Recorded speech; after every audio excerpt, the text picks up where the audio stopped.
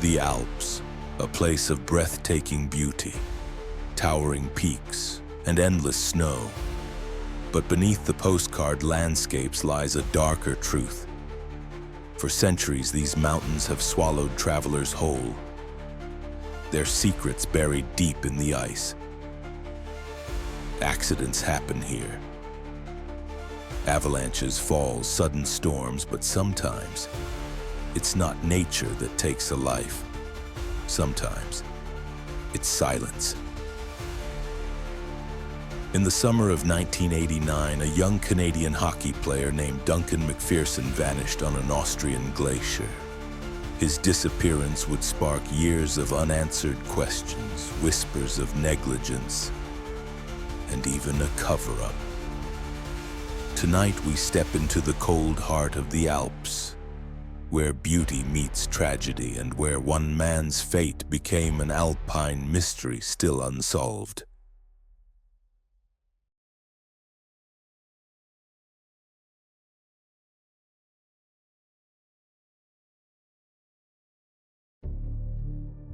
Every mystery begins with a life.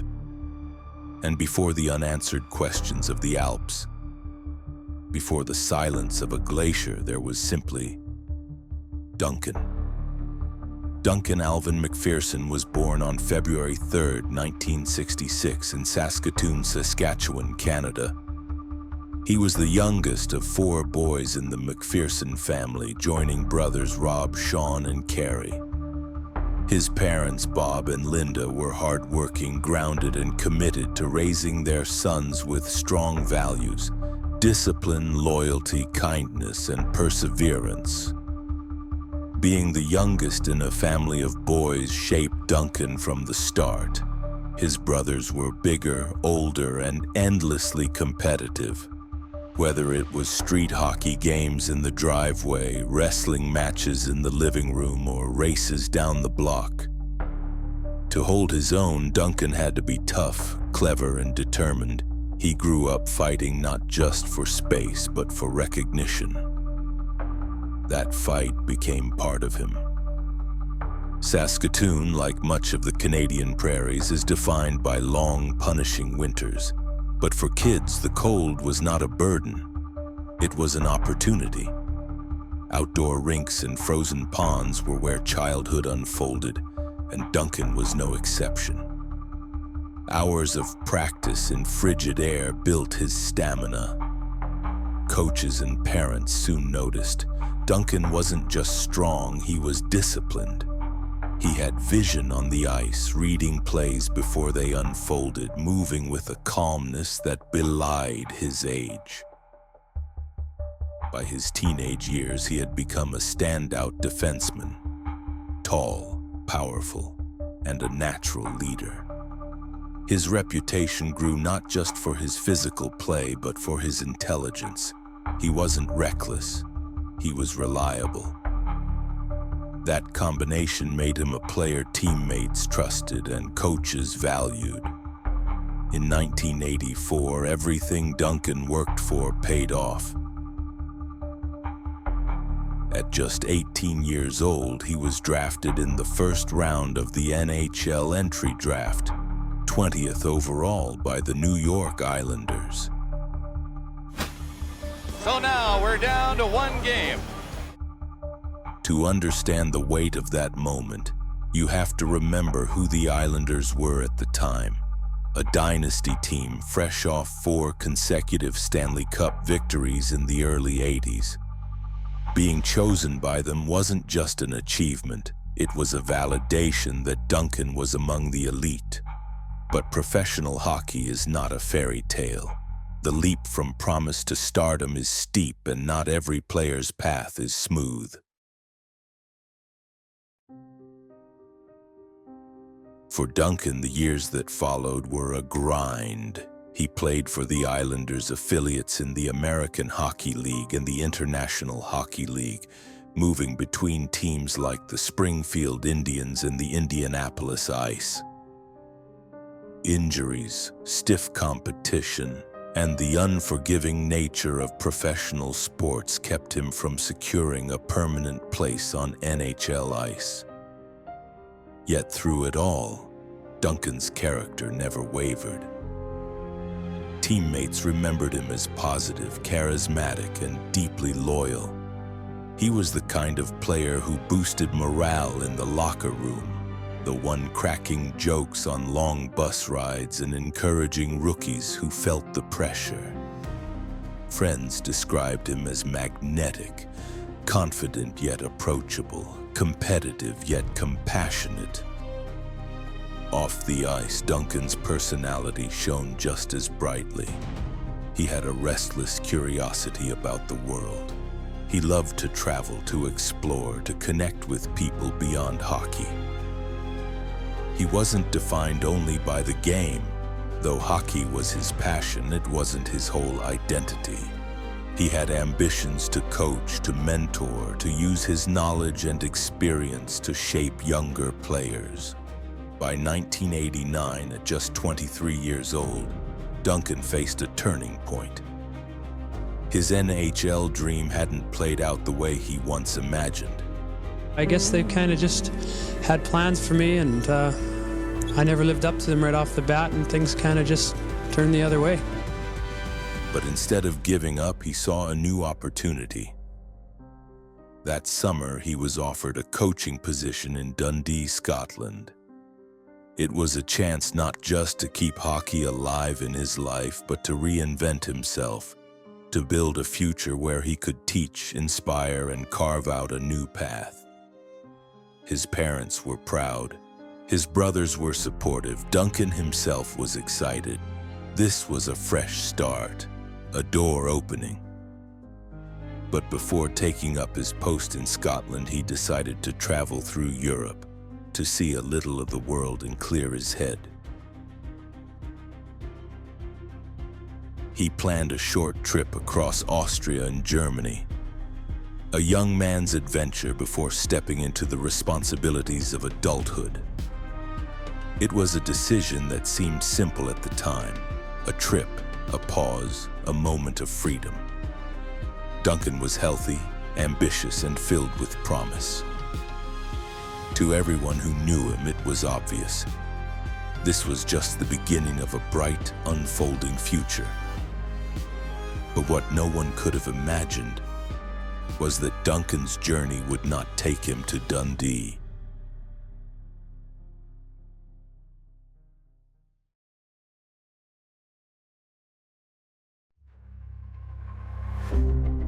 In the first week of August 1989, a young Canadian athlete stepped off a plane in Europe.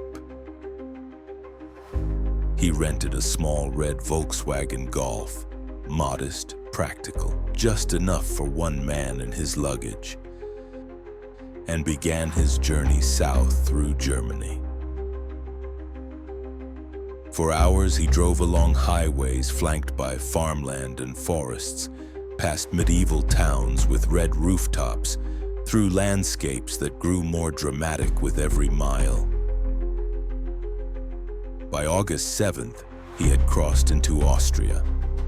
The road wound into the Stubaital, the Stubai Valley, a ribbon of villages and meadows framed by jagged peaks.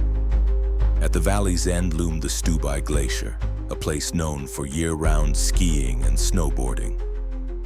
It was a marvel of modern engineering, lifts climbing thousands of feet into permanent ice fields, restaurants and lodges clinging to the slopes, tourists from across Europe mingling in the crisp alpine air.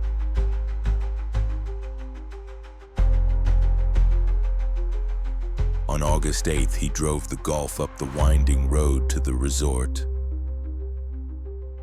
parked in the gravel lot and walked to the rental shop. He secured a Burton snowboard, top of the line at the time, along with boots, poles, and a lift ticket. Staff later described him as polite, cheerful, confident. He was easy to remember, tall, athletic, a Canadian with a warm smile. That day, he scoped out the slopes, learning the terrain, adjusting to the feel of the equipment. There was no hint of trouble.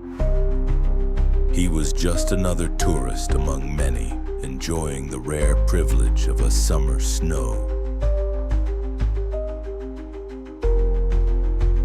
The following morning, August 9th, Duncan returned.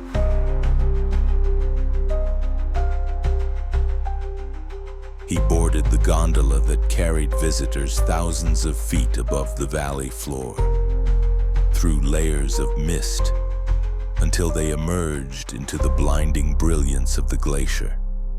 At the top, surrounded by snowfields and the hum of machinery maintaining the slopes, Duncan prepared to ride again.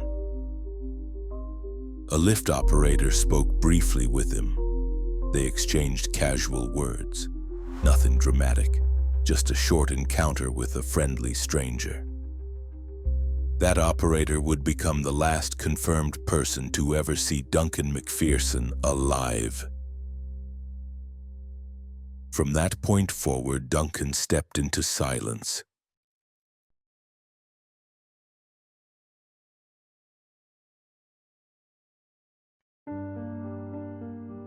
The day unfolded as usual on the glacier.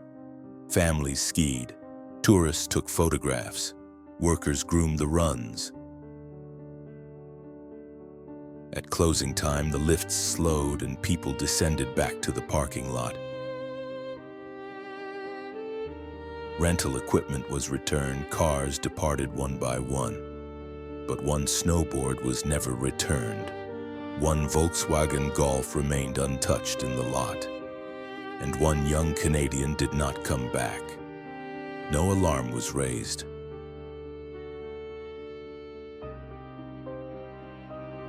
At a busy resort, people often left equipment behind. Sometimes tourists extended their stays or failed to check out properly. Staff assumed Duncan had left on his own accord. The red Golf sat unnoticed among the other cars. Days passed, then weeks. Duncan's family in Saskatoon grew anxious. This was not like him. Duncan was reliable, responsible. He was due in Dundee to start his new job, and he never arrived. Calls went unanswered. His friends in Scotland waited for a coach who never came.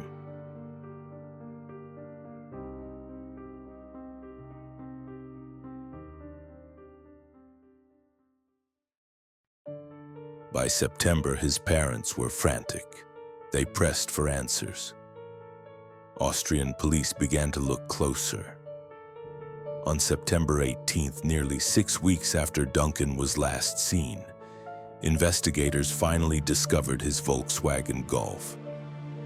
It had been sitting the entire time in the Stubai Glacier Resort parking lot, unmoved, collecting dust. Inside were his personal belongings, luggage, documents, passport, all intact. Nothing stolen, nothing disturbed. It was as if he had parked, stepped out for a moment, and vanished. For Austrian authorities, the explanation was simple. Glaciers are dangerous, they told the family. That Duncan had likely suffered an accident, perhaps a fall into a hidden crevasse, perhaps swept away by ice.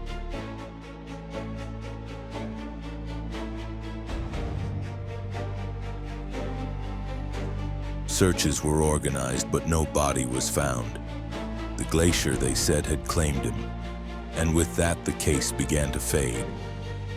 For the officials, it was just another Alpine accident, tragic, but not unusual. For Bob and Linda MacPherson, it was unthinkable. Their son had not just vanished into the snow. Something was wrong. Something was missing. Why had his car been ignored for 6 weeks?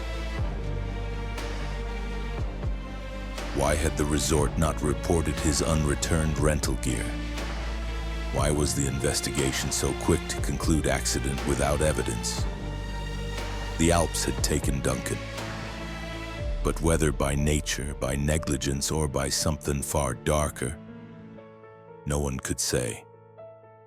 For his parents, it was the beginning of a nightmare that would stretch across 14 years. a silence broken only in 2003 when the glacier gave up its secret.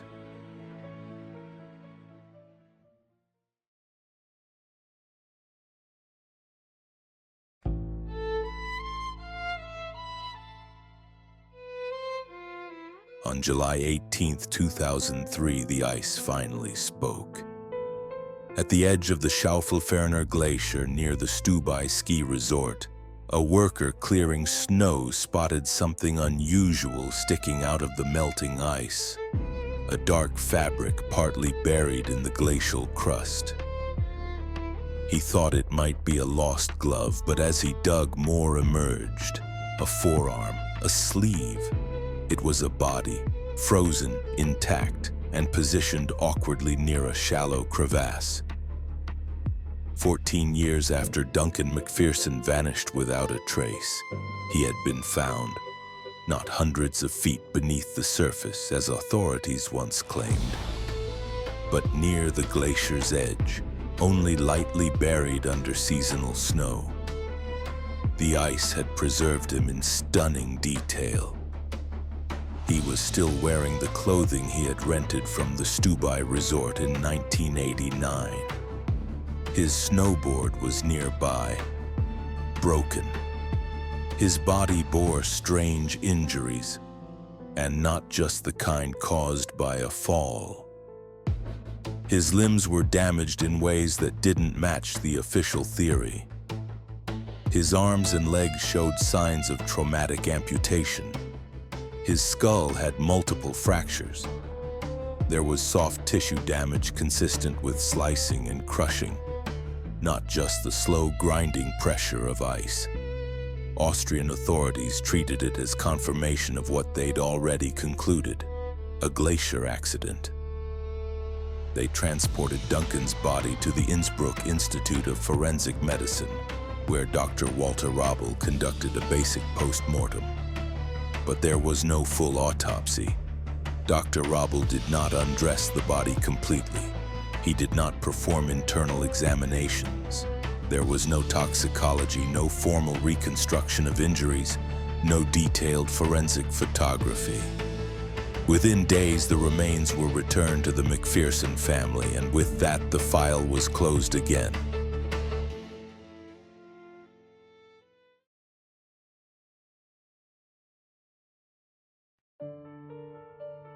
But this time, Bob and Linda MacPherson refused to let it end there. They commissioned independent reviews. They brought in private investigators, forensic consultants, experts in alpine trauma. And what they found contradicted everything the authorities had said. The patterns of Duncan's injuries, they argued, were more consistent with contact from rotating machinery, like a snow grooming vehicle, also known as a piston bully. These heavy machines are used to flatten and shape snow on ski slopes. They weigh tons. Their treads and rotors can slice through ice, snowboards, and limbs. The theory was chilling. What if Duncan had fallen on the slope and was struck by a grooming machine? What if the driver, not seeing him in poor visibility, ran him over? And what if, faced with an accident involving a foreign tourist, the operators had chosen not to report it? Instead of calling for help, they may have moved his body, covered him with snow, buried him near a crevasse, left him for the glacier to erase. The MacPhersons believed it, and they weren't alone. In 2011, investigative journalist John Leake published Cold a Long Time, an Alpine Mystery, a meticulously researched book that examined Duncan's death, the investigation, and the many troubling gaps. It included expert forensic analysis, interviews with witnesses, and disturbing patterns of institutional deflection. According to Leake, Duncan's injuries strongly suggested mechanical trauma from treads, blades, or rotary parts of a snow grooming machine. The way his snowboard was broken also matched with that kind of force. Yet to this day, no operator has come forward, no resort official has admitted anything. No investigation was ever reopened. The truth, it seems, remains frozen in silence. But for Bob and Linda, silence is not acceptable. Even now they speak out. They tell Duncan's story, and not just to uncover what happened, but to protect others, to hold systems accountable, and to make sure no family has to endure the same slow, agonizing search for truth.